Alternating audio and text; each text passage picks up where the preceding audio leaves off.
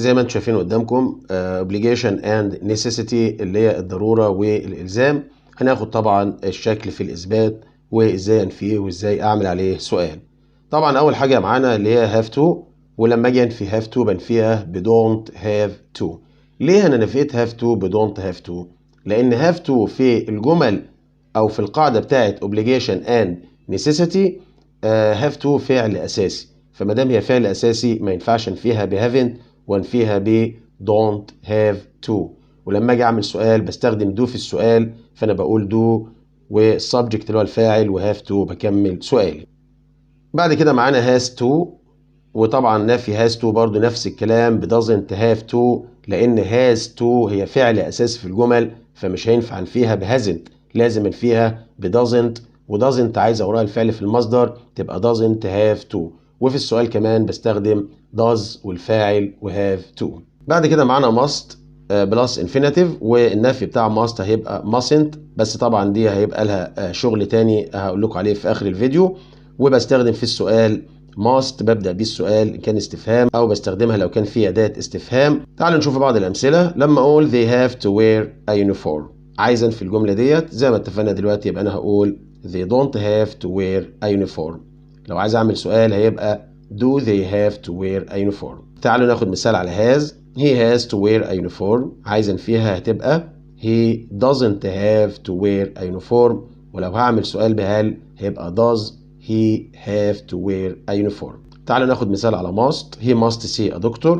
خد بالك عشان المثال ده مش هينفع نفيه ب mustn't خالص، مش هينفع اقول he mustn't see a doctor لان انا ما بحرمش عليه ان هو يروح للدكتور.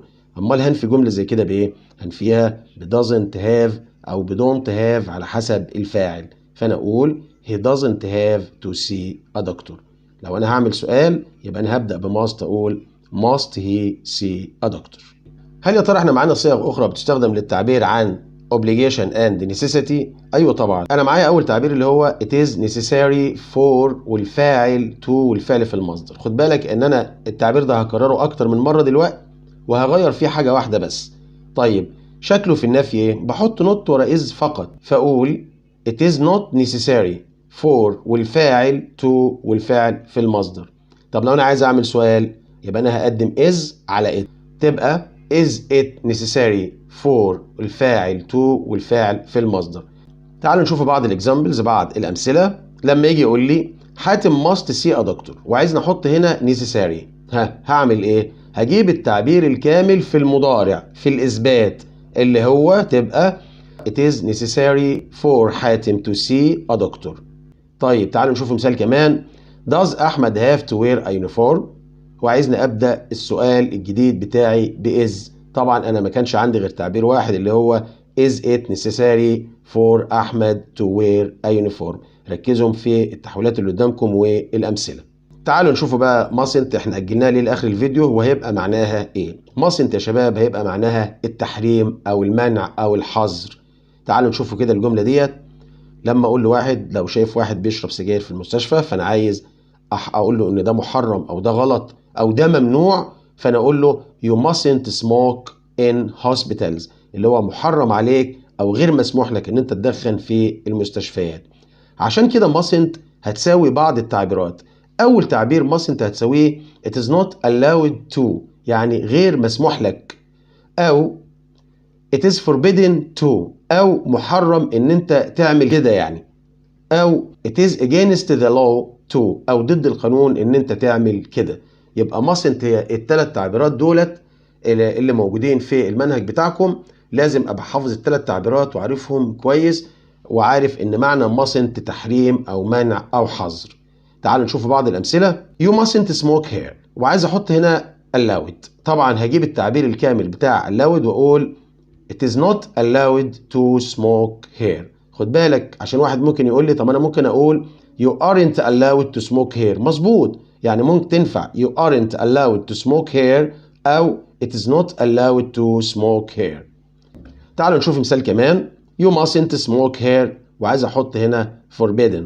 طبعا هجيب برضو التعبير الكامل من فوق واقول it is forbidden to smoke here. تعالوا نشوف بعض اسئلة اللي choice. Choose the correct answer. Number 1. we not to go to school on time. have, has, must, allowed. يلا اسيبكم ثواني تفكروا. اللي اختار have ممتاز. we have to go to school on time. Number 2 you not see a doctor. have, has, must, has to. يلا فكروا. اللي اختار must ممتاز. you must see a doctor. Number 3 it is necessary for them not to school on time. go, to go, going, went. ها فكرتم. اللي اختار to go مظبوط. Number 4 she not to hurry. she isn't late for school. don't have, doesn't has, doesn't have, mustn't. يلا فكروا. مظبوط. الإجابة الصحيحة doesn't have. Number 5 it is not allowed not here. park, to parking, parked, to park. يلا فكروا. مظبوط. اللي اختار to park إجابة صحيحة. أتمنى من الله إن انتوا تكونوا فهمتوا الحلقة وفهمتم كل حاجة عن القاعدة بتاعتنا. لو قابلتكم أي مشاكل سيبوها لي في الكومنتس اللي تحت الفيديو وأنا هرد على كل استفساراتكم إن شاء الله.